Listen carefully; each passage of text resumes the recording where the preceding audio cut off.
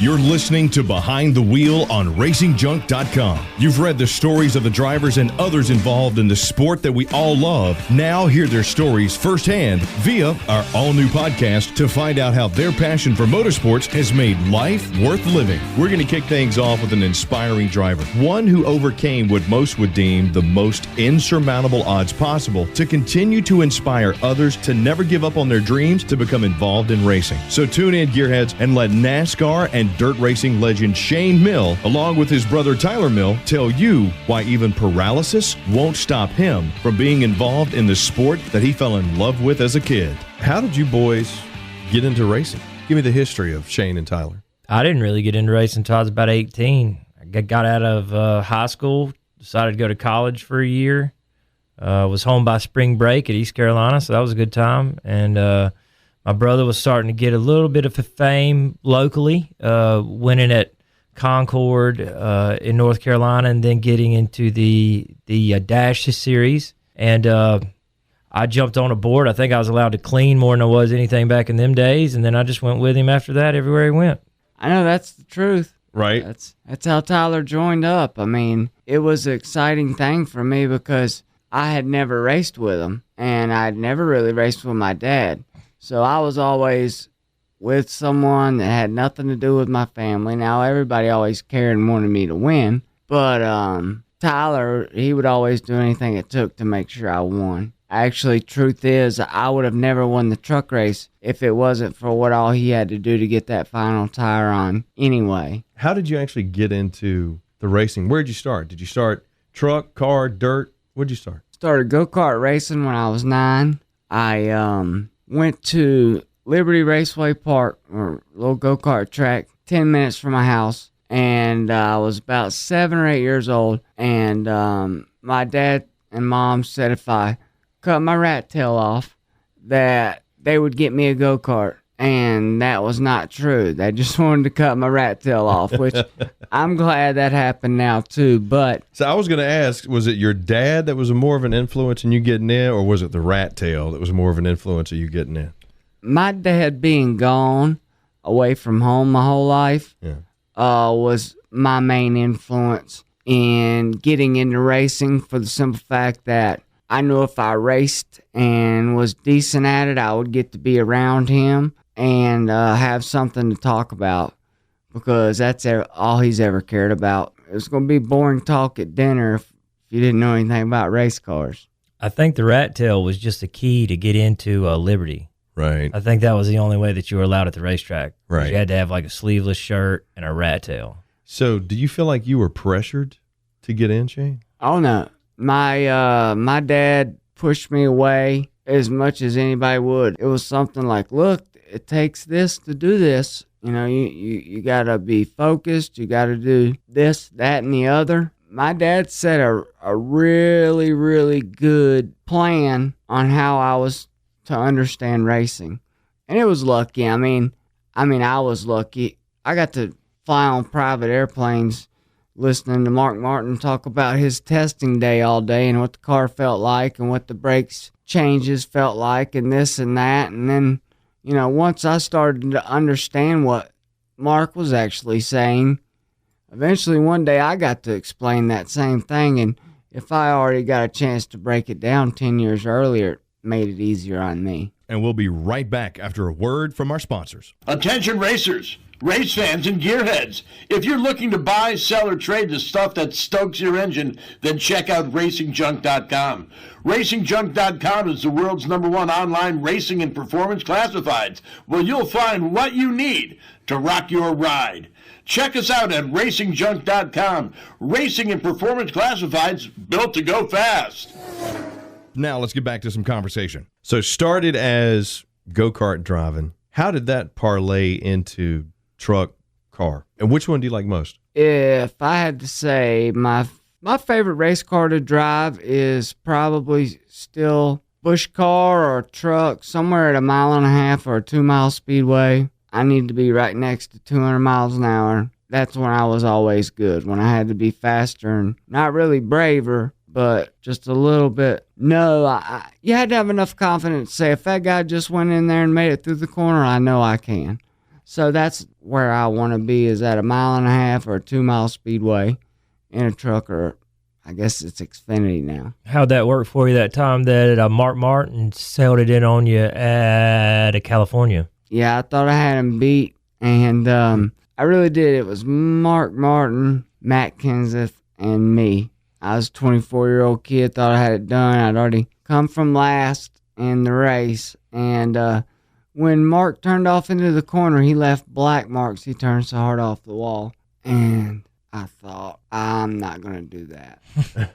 Just couldn't do it. I mean, that's why he's one of the best race car drivers of all time. So what was it like going from having a dad that always talked about NASCAR to I'm in a car? Amazing. For me to get to have the opportunities that I got was really, really cool, because so many opportunities I had were through people that I had known since I was that little pain in the ass kid that was in the garage, in the way, moving the jack and trying to put the jack stands under the car, or make sure everybody had fresh knee pads to change tires in and stuff like that. I was just always in the way. I was a little bitty grunt, and it was just something that I remember. I run 5th in my first Busch race, and it was at Daytona, and it was really cool because I was the first Busch Series guy, or regular. And second week of the year, I went to Rockingham, which was 60 miles from home. And gosh, I qualified on the outside pole. I felt like I drove there 1,000 laps, and all it was from just watching for years and years. And that's when I felt like, man, if I don't ever drive a car another day, I did what I wanted to do. All right, we heard a little bit about Tyler's background, Shane's history. Shane, you went from NASCAR to dirt racing. Yep. How did that progress? How did that come about, and why? Well, to be honest with you, nobody that had anything to do with any pavement racing more than anything to do with Hmiel. At that time, I was coming back from fresh out of rehab. People were still nervous. I'd already messed up twice. Who's to say I wasn't going to strike out? What do you mean you messed up? Well, I'd failed 2 drug tests. First one was for marijuana, and the second one was for cocaine. And the first one when I was 23 years old, and the second one I was 25 years old. And so fast life living down there. Is that what you're saying? Well, no, I was fast life living before that. It was something to come to find out. I was misdiagnosed with ADHD my whole life, and I'm actually bipolar level 2. So I'm happy, or mad. Right. My whole life, all I took was your uppers and this and that to, because it works as opposites against people who do have the ADHD and whatnot. And the stuff never worked for me. And I medically used marijuana to slow my mind down. And I learned that July 23rd, 2007, when I checked into rehab. And I really knew it when I graduated October 17th, 2007. Tyler, what was that like for you, seeing this happen? It was tough because you had a guy that had it by the balls, and next thing you know, he's at your house spending the night on your couch. You're going out of town, and then you come home from a race, and he's hanging out with some friends on your couch at 2 a.m. You're like, what's going on here? And then he literally was living across the apartment complex parking lot from me, and I had my own place, and he was with 2 of our buddies, and he could come in, and he sat down, and he goes, look, man, I'm going to be gone for a few months. And I'm like, what do you mean you're going to be gone for a few months? And he had just hurt his hand in a fight, and he had surgery.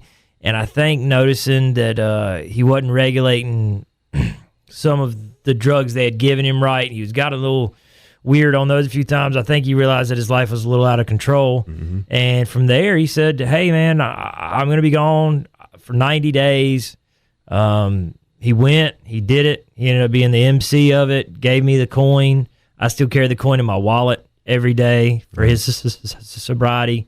It was a touching part of our lives. We were starting over and getting back to doing what we always did, which was racing. Did you see it coming? I mean, as his brother, you were around him day in and day out. But on the track, off the track, did you see it coming? Yeah, I lived with him. Did you try to stop it? You can't stop somebody that's that headstrong. And I'm not going to say I was a saint myself. Right. You know, so who am I to go, hey, man, you know, when I'm sitting beside you? Do you think that the track life had anything to do with it? The pressures, the rigors, the stress? Nah, we just had too much too quick. I mean, it wasn't stress or nothing. That's the easy part. That's what we've seen our whole lives. It's just you can't give kids. Like I played hooky from work one day, and he got his first check from running a cup car. And next thing we know, we're at Best Buy buying a 55-inch a flat screen back before you even had stuff like that with whatever you needed. And $11,000. yeah, $11,000 later, we're sitting in our house on the lake with a big view, a big boat out front. I mean, we just too much too quick, you know? Living the life. Oh, it was a I blast. went from making $50 a day putting in septic tanks to making well over $100,000 in a day. I didn't know any better. So, hey, I wouldn't pass anything up that I've done. There are a couple of drug tests I would have passed by now, but I do have to say, failing those drug tests are a lot of the reason that I'm as strong as I am now. I would have never been able to fight through near the things I've been able to fight through now just because the mishaps, if you want to call them mishaps, because it's all become almost like gold. You mentioned that when you came out, nobody wanted to have anything to do with Shane Hmiel. The racing community and the racing family is just that. It's a family. Was that the sponsors that didn't want to have anything to do with you, or was that the people in general? Did they support you? Did they hang you out to dry? Well, it was, I'd have to say 50-50. You know, the guys that knew me and had worked with me knew that I wasn't just some druggie using drugs Right. night before race, staying up all night, hungover racing. You know, I cared a lot about racing. It was the number one thing, is what I woke up for, is what I went to sleep for.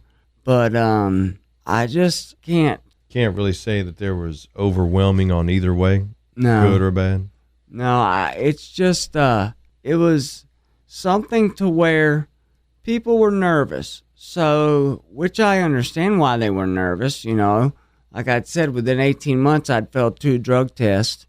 And lucky enough, Lauren Rainier, who was the head guy, he was one of the head guys at Ganassi, and that's where my dad was working. And he asked my dad, "Hey, does Shane care about, you know, driving anymore?"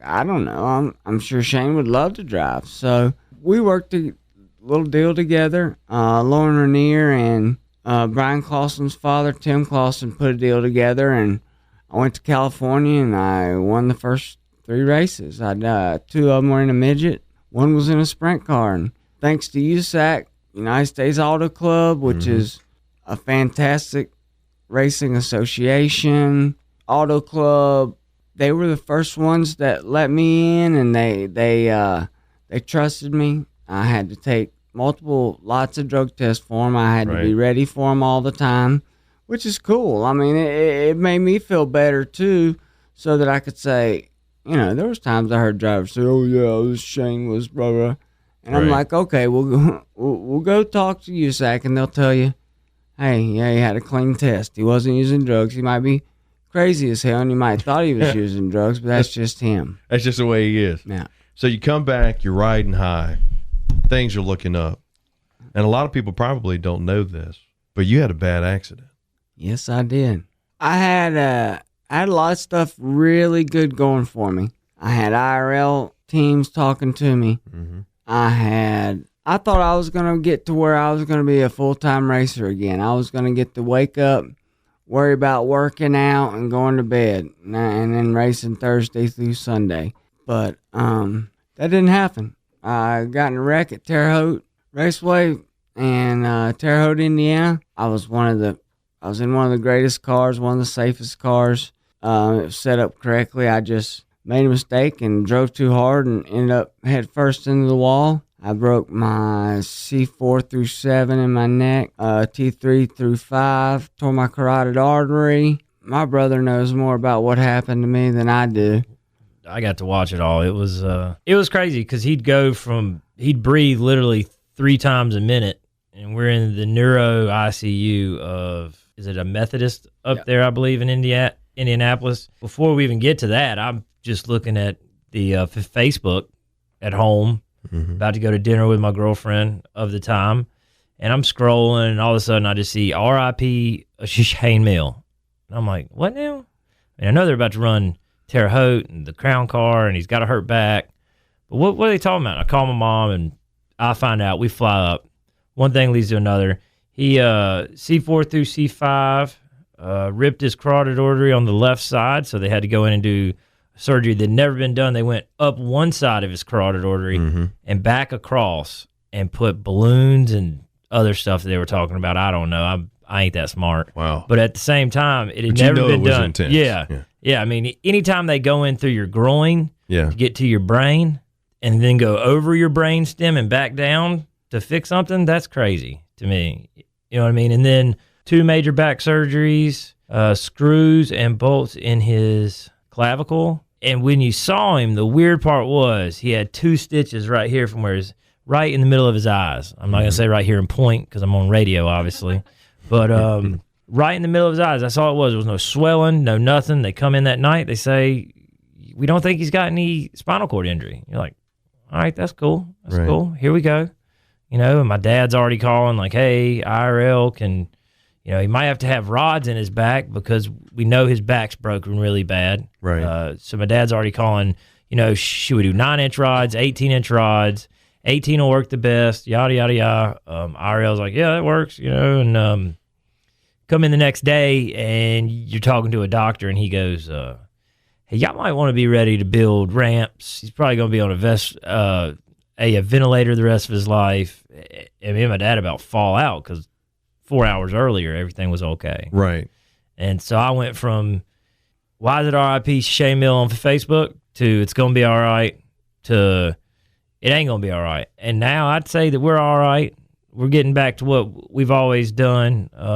We build some go-karts here and there and things like that. And we're going to head back to, we're going to be back in a victory lane soon enough. And Shane's condition now, what is it? Unless something changes in science where they allow the stem cells, or he gets they make exoskeletons better, he's probably going to get to hang out in a wheelchair for a little bit, which is fine by me because I'd rather him be in a chair and have his brain be able to talk to me than be able to walk around and not have his brain. Right. You know, that just seems logical to me, to probably everybody. Obviously, Shane, going from where you were to the accident happening, what was the biggest takeaway? Was there a wake-up moment that happened there? After the accident? After the accident. Well, yes, he there was. He finally found out his balls are bigger than his brain. Yeah. That. I'd proven that a lot. But I woke up, my first memory was November 17th. I was flying from North Carolina to Atlanta to go to Shepherd's Spinal Cord Institute. It's an amazing place. Yeah. And I woke up and I'm looking around and I see all these people surrounding me. And I said, Mom, what's going on? And she starts crying a little bit. She said, Shane, you got in a wreck and you're paralyzed, but it's temporary.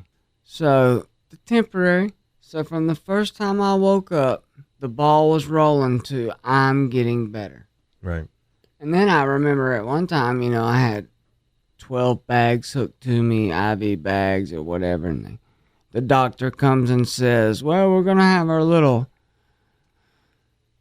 look at you and, you know, tell you how we think you're going to do. And the doctor says, well, we don't think you'll ever walk again. You're not going to roll over. You're not going to do any of this stuff. And I drug all those bags and IVs, and I drug them all out the room because that guy didn't know me. All he knew was medicine. Mm-hmm. And there's a lot more things that go in to someone healing, and that's belief, you know, that's hard work, I mean, there's 1,000 things that I've learned so far that can make this spinal cord injury get better. Mm-hmm. And at the end of the day, it's about like everything else. Hard work overcomes it all. Did you know right away that you were going to go back to racing? Oh, yeah. I crashed October 9th. February or March, I was already back to Ocala, Florida, watching sprint cars. So, I mean... Can't get it out of you. No, I had a terribly traumatic brain injury, too, and it's something that's really weird that I can't believe I was even there. I remember my brother used to tell me how I used to say, hey, come on, man, I got this vent, but we can go to the track. You know, I used to tell him I could get it, you could pull it on a generator, and that would keep the vent going. That way I could watch them at the racetracks. It was really creepy. Like, you were like, all right, bud, I got you. You know, like, I'm not going through all this. Right. Yeah. Gonna pull a generator? I barely hit my head. Just a little bit. Right. Mm-hmm. Now, what made you decide to go back to grassroots racing? Like most people, it's probably just because it's cheaper. You know what I mean? You can't just jump right up into big leagues without big league money. Right. You know, and we already had stuff laying around, like his midgets and his sprint cars and stuff. Mm-hmm. That's what I would think. It helped too. Levi Jones was one of my best friends, and he hadn't won a lot of midget races. People always gave him hell because he won Silver Crown and sprint car races all the time, and they used to say he just couldn't drive a midget. And first race out on our car, he won on my 1-year anniversary of breaking my neck, and it was amazing. It was a big race. It was one of those deals to where the engine had blown up. I had to write a check that wasn't good at the time I wrote it, but I knew that if I made the race that it was going to be good. Right. Hell, we ended up winning, and that check was by far good. So it was a great, man. It was something that made it to where I got to do a lot more things than I thought I was going to do. It got me connected with great clips, mm-hmm. who I've been fortunate enough to be a motivational speaker for. I get to go to all sorts of, I don't know, it'll be a Boy Scouts thing, it'll be a Boys and Girls Club, it'll be a church, it'll be just a big Great Clips meeting with thousands of stylists. Right. Connecting with the people. Yeah, and that's what grassroots racing is all about. It is to me. I mean, do you guys have a passion for grassroots racing for real, or do you say, you know what, it's good because we're here, but we really want to be at the Sprint Cup, or excuse me, Winston Cup? I still call it that right. Down here. That's right. Or is it grassroots? Is it grassroots the passion? Is that the drive? I've had chances to go back in the top levels, as they would say, of NASCAR, and I wouldn't do it again. Right. It's you pretty much got an Indy car really nowadays. I mean, pretty much all the same stuff. You can't move bodies. You can't. I mean, you have to figure out engineered ways to make them faster. Right. It's not, some old boy from down in Georgia trying to, figure out caster or cambers. Right. Something dumb like that. I mean, back when Richard Petty used to win all the time, I used to ask my dad, I'm like, how do you win so many races? He's like, they figured out a lot of stuff before other people. Yeah. And in grassroots racing, especially sprint cars and stuff like that, you'll see a guy tear it up for a year, and he just figured out another way to do something on a car that's from 1982 in the first place. Right. So. Well, to me, grassroots racing is about the fans. That's where the fans get started because they get to know who the drivers are and what they're all about.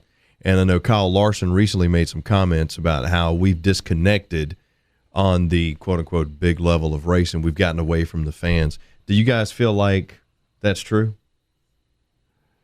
Well, I feel like the races got maybe too expensive.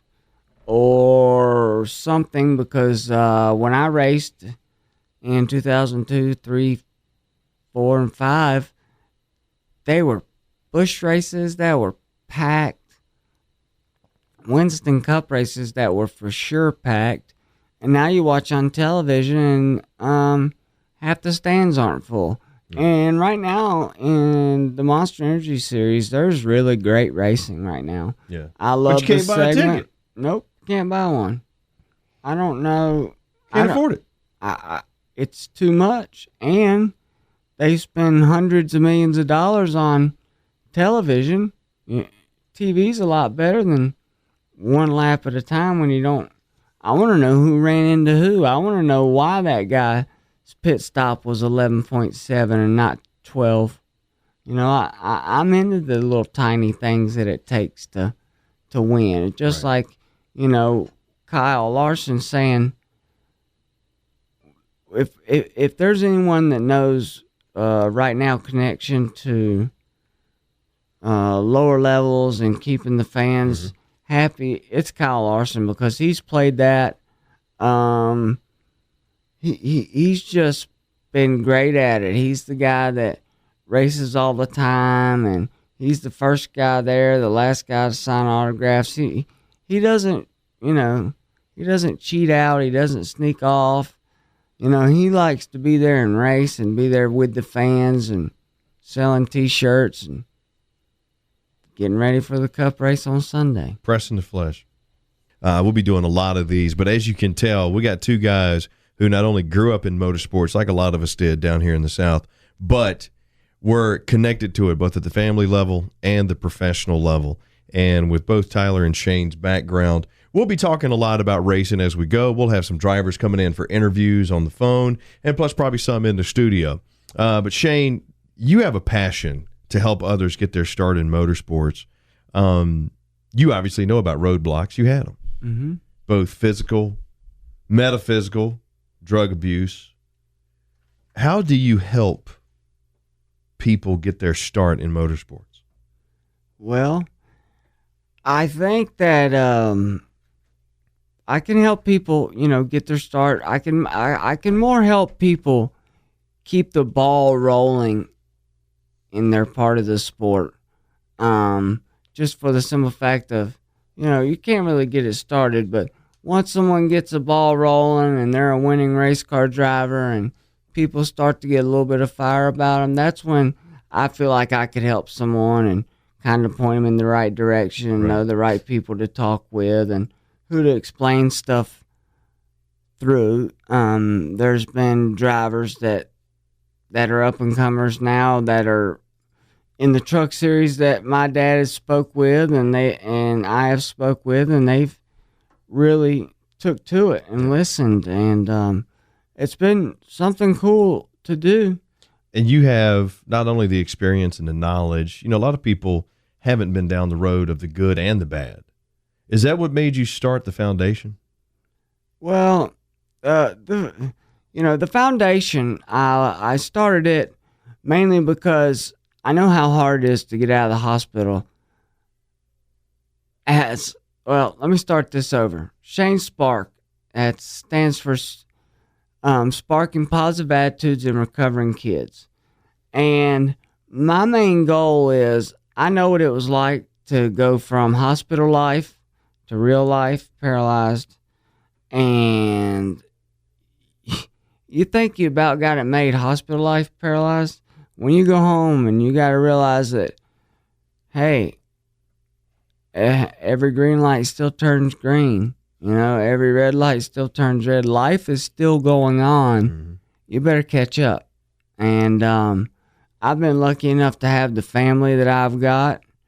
I've got a great, great family. I mean, and I'm not talking about just my immediate family. I've got tons of them, but my 3 immediate family members do a lot for me. And I know that I wouldn't be as strong as I am to spread the word about, I want people to know that, you know, look around in the circle. Somewhere in the room you're going to go and someone's got it worse than you. And just know that, you know.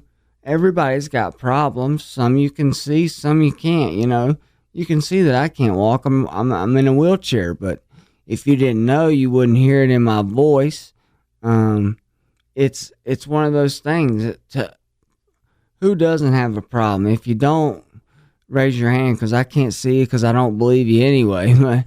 I mean, just it's something that I really enjoy doing, and I want to continue to do, and I want to make people smile, and if I feel like I have a connection with someone, then I feel like, who knows, I might speak with someone for the next 20 years, and he might teach me as much as I teach him. So if you want to check out the foundation, because that's really what Seeing Sparks, this podcast, is going to do to help promote what Shane's doing, it's shanes-spark.com. That's the website for it. So this is our first podcast. We're going to be doing many throughout not only the racing season, but throughout the year. And if you'd like to send some information to us, you can actually email us. And Shane, what's the best email address for people to send info to us? And that includes questions, thoughts. If you got stories, if you got somebody you want us to talk to, if you remember seeing Shane, whatever it is. Look, this is about connecting to the people, by the people, for the people. This is a show that we sat here and have talked about for months. Our main goal is to connect with the fans and let the fans connect with us. And I tell you what, you just go on and get my personal email. It's hmielshane@gmail.com, HmielShane@gmail.com. And you send me ideas, you send me questions, thoughts, anything. Can we get so-and-so on here? Can we get blah, blah, blah? Can we talk about that? Anything that you want to hear, let us know. It's not us, it's y'all. Thanks for listening to the first installment of Behind the Wheel on RacingJunk.com. Stay tuned each month as we introduce you to a new gearhead who continues to remind each of us why racing is and will continue to be not only a pastime, but a lifestyle.